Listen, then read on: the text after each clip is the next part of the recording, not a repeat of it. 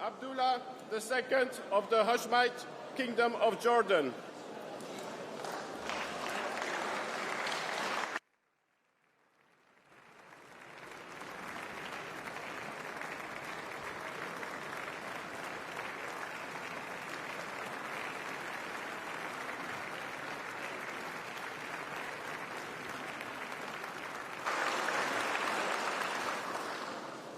Good afternoon to you all, dear colleagues.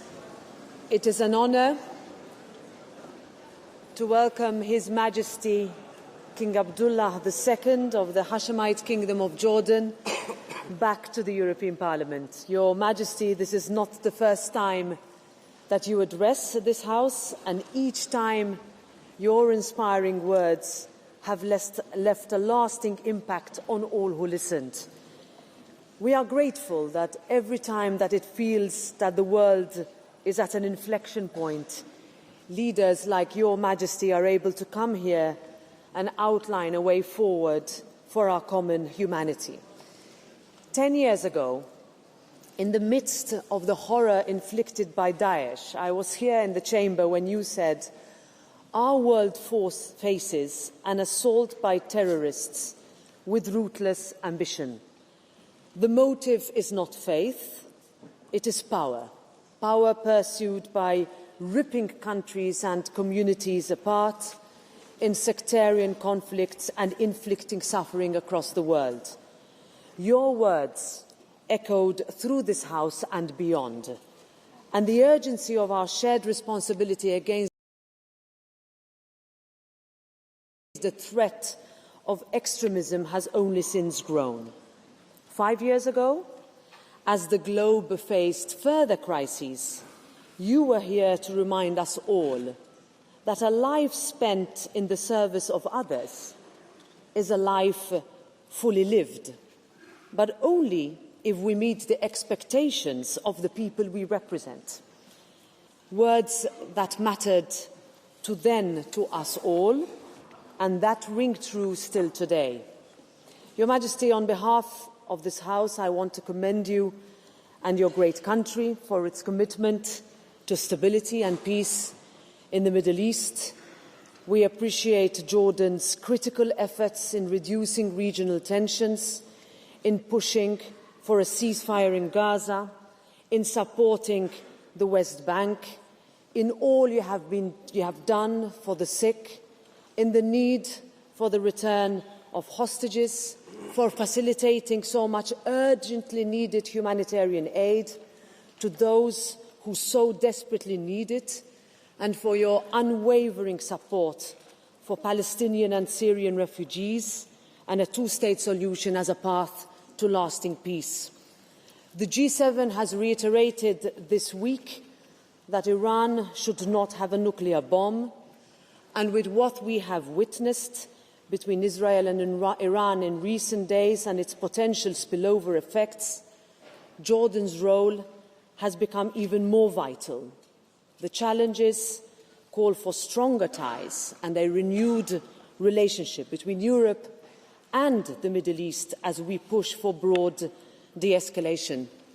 So, Your Majesty, Jordan is not only a great friend to this Parliament, but an important partner for the European Union. We welcome the EU-Jordan Comprehensive and Strategic Partnership that was signed earlier this year. It represents an important political milestone in our bilateral relations and reflects our shared commitment towards regional stability and economic cooperation. In this Parliament, we look forward to further building on it, on values, on market access, on trade. Because while our people may come from different countries, as you see before you, they may carry different histories and hold different perspectives, ultimately they all want the same things. They want peace, they want to feel safe, they want a fair chance to succeed. The same aspirations that our partnership aims to secure. So, Your Majesty, it is my true pleasure, great pleasure, to inform you that the floor is now yours. Thank you.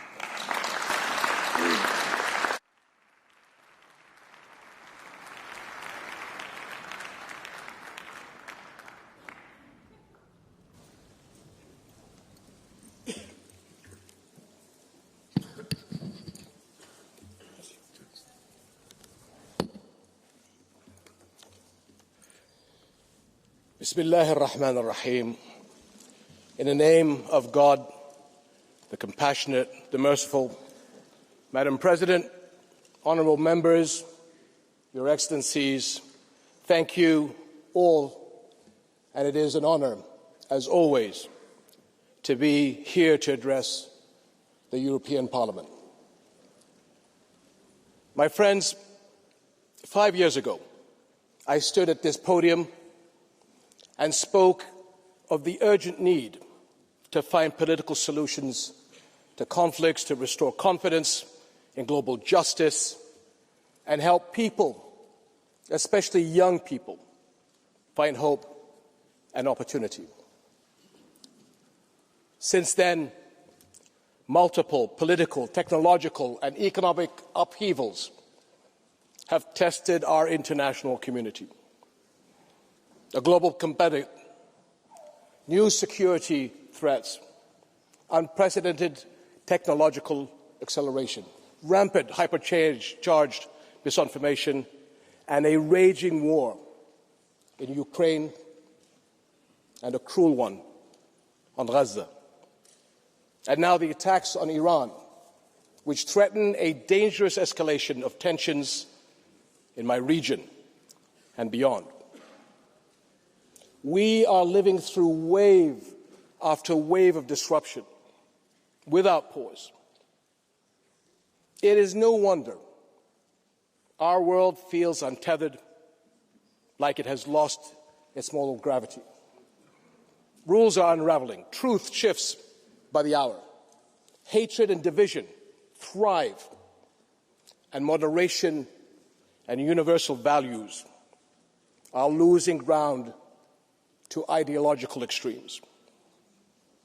In the chaos, we risk forgetting who we are and what we stand for. But it is precisely at these junctures of history that we must recommit to our values. Because when the world loses its moral bearings, we lose our shared sense of right and wrong, of what is just and what is cruel.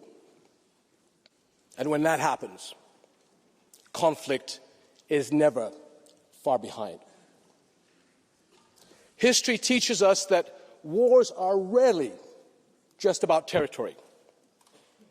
They are battles over worldviews, over which ideas and ideals will shape our future. And Europe understands that. After World War II, it made a choice to rebuild not just its cities, but its founding pillars. The people of Europe were determined to leave the past in the past and build a new era of peace.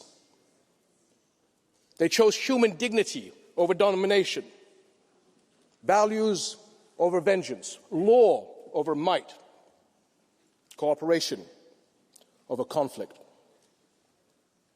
In the wake of war, Europe realized that real security does not lie in the strength of armies, but in the strength of shared values. And that peace imposed by force or fear would never last.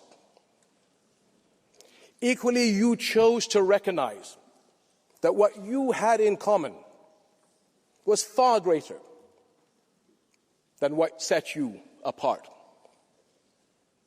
Today, so must our global community. We know that disputes and differences are a human reality, that the challenges we face will only get more complex, and that disruptions are the hallmark of our age. But it's how we handle them and the values we anchor ourselves to that count. Throughout Arab and European history, respect, responsibility, goodwill, and good faith have guided collaborations that led to our mutual good. And they can guide our response to today's challenges as well. Speaking from this podium, and many others in the last 2 decades, I have sought to shed light on the values we share, many rooted in our different faiths, Islam, Christianity, Judaism.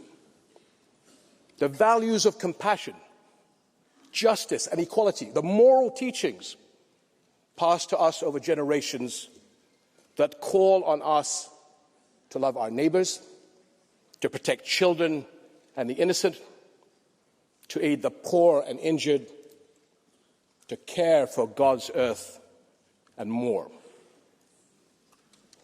In Jordan, our firm belief in these common values, grounded in our history and heritage, drives our national principles of tolerance and mutual respect. And we are proud to be home to the baptism site of Jesus Christ, peace be upon him, at Bethany beyond the Jordan. Our Muslim country is home to a historic Christian community, and all our citizens share in building our nation. The same call to goodwill lies behind the Hashemite custodianship of Muslim and Christian holy sites in Jerusalem.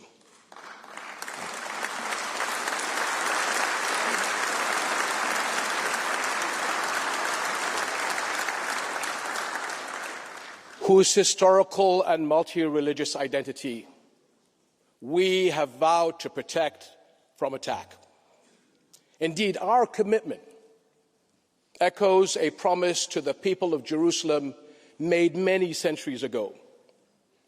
The Pact of Amman ordered Muslims to respect and protect the city's churches and not harm a priest, nor kill a child, woman, or elder. And 1,000 years later, the Geneva Conventions made these tenets universal. Recent events have called them into question. But we must ensure that these values and principles stand the tests of time and turmoil.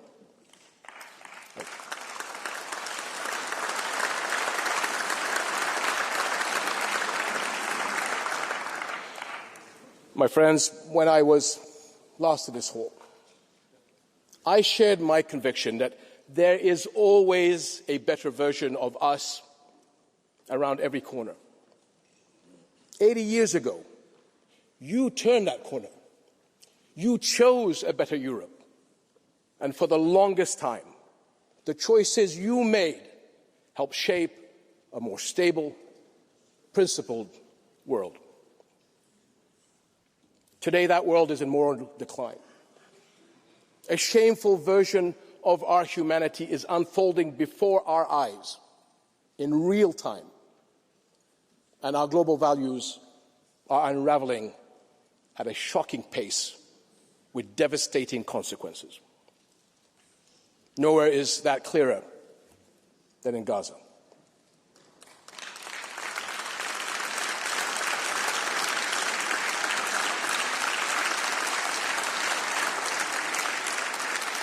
A place where the world has stood at countless corners, each an opportunity to become something better. And time after time, it failed to do so. Think back to 2023, the first Israeli attacks and raids on a hospital in Gaza. This sparked global shock and outrage. Since then, the World Health Organization has documented nearly 700 attacks on Gaza's healthcare facilities. How is it that what was considered an atrocity just 20 months ago is now so commonplace it barely registers? What version of our humanity allows the unthinkable to become routine, permits weaponizing famine against children, normalizes the targeting of health workers, journalists and civilians seeking refuge in camps, 20 months. That should alarm us all, but not surprise us. Because when our global community fails to bridge the gap between principle and action, when values are not practiced, they become performative, abstract, and expendable.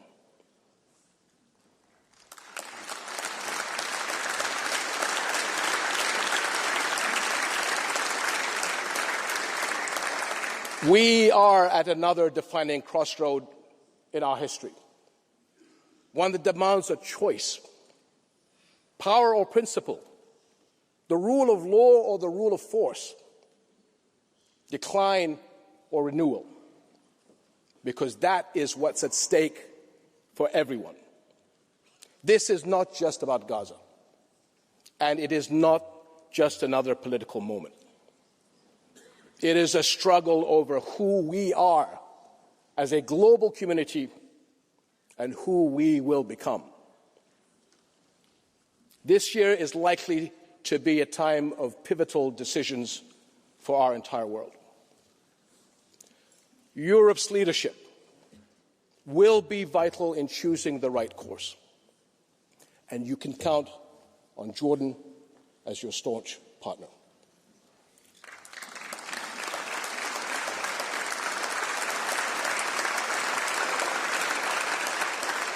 There are two essential areas for action. First is supporting development, because a thriving Middle East creates opportunities that benefit us all. But as we have seen time and again, that reality cuts both ways.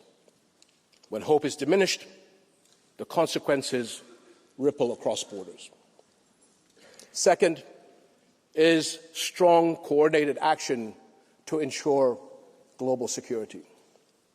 Our mutual security won't be assured until our global community acts not only to end the 3-year war in Ukraine, but also the world's longest and most destructive flashpoint, the 8-decade-long Palestinian-Israeli conflict.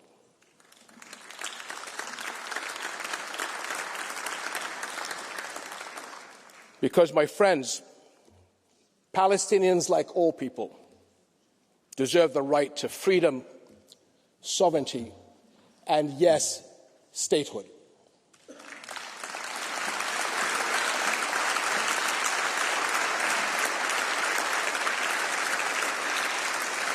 What is happening in Gaza today defies international law, moral standards, and our common values. And we are witnessing transgression after transgression in the West Bank, with the situation worsening by the day. If our global community fails to act decisively, we become complicit in rewriting what it means to be human. Because if Israeli bulldozers continue to illegally demolish Palestinian homes, olive groves, and infrastructure, so too will they flatten the guardrails that define moral conduct. And now, with Israel's expansion of its offensive to include Iran, there is no telling where the boundaries of this battleground will end. And that, my friends, is a threat to people everywhere.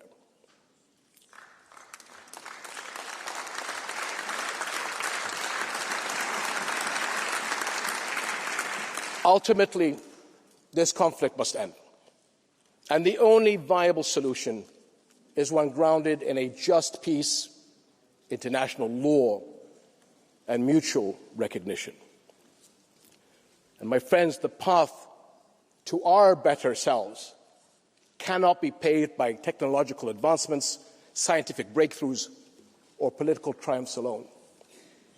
It is forged by the choices we make each day as individuals and as leaders.